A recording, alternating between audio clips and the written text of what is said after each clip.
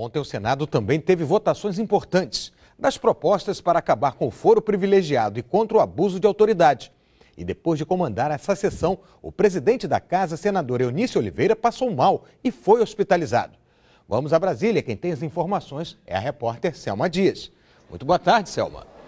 Oi, Marcelo, boa tarde a você e a todos. Olha, o presidente do Senado, Eunício Oliveira, continua internado aqui em Brasília. Ele está em observação, mas segundo os médicos, o quadro dele é estável. A suspeita inicial era de um AVC, mas isso não foi confirmado aí nos exames feitos pelo presidente. Eunício passou mal durante a madrugada e aí chegou até a desmaiar, inclusive. Antes disso, como você havia falado, ele presidiu a sessão que aprovou, então, a lei que trata do abuso de autoridade e a PEC que acaba com o foro privilegiado. No caso do foro, essa proposta foi aprovada em primeiro turno e retira esse privilégio de quase todas as autoridades e políticos no caso de crimes comuns, como, por exemplo, roubo. A exceção são os presidentes aí da República, da Câmara, do Senado e também do STF. O foro foi mantido nos casos de crimes de responsabilidade, que são crimes aí cometidos em função do cargo. E aí, pelas regras atuais, deputados, senadores e ministros têm de ser investigados e julgados pelo Supremo Tribunal Federal, governadores pelo Superior Tribunal de Justiça e os prefeitos pelos tribunais de justiça. Agora, com as mudanças, essas autoridades serão então julgadas e investigadas pela Justiça de primeira instância e a regra valeria também para desembargadores, juízes e procuradores. Se virar lei, poderá alcançar inclusive políticos já investigados pela Lava Jato.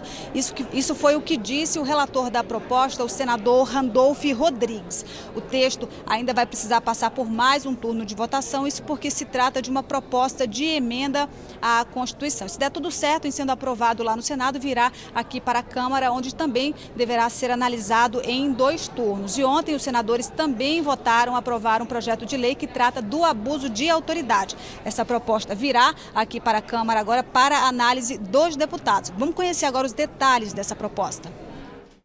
A proposta só foi aprovada depois de um acordo entre os parlamentares. A aprovação foi condicionada a uma mudança no texto do artigo 1º, que previa punição de um agente por divergência na interpretação da lei.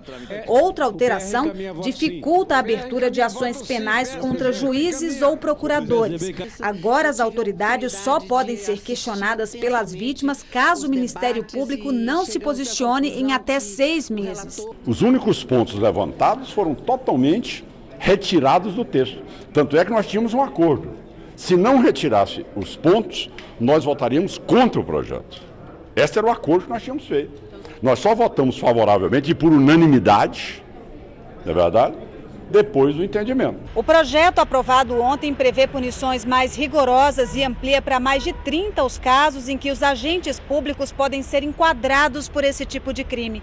Além de prisão, as penas incluem a inabilitação e a perda do cargo. São enquadrados como abuso de autoridade o ato de obter provas ilícitas, decretar a condução coercitiva sem intimação prévia, manter alguém preso preventivamente quando houver possibilidade de liberdade. Também configura o abuso, a conhecida carteirada, quando um agente usa o cargo para exigir vantagem ou privilégio indevido. O projeto é visto como um instrumento para prejudicar as investigações da Polícia Federal e do Ministério Público.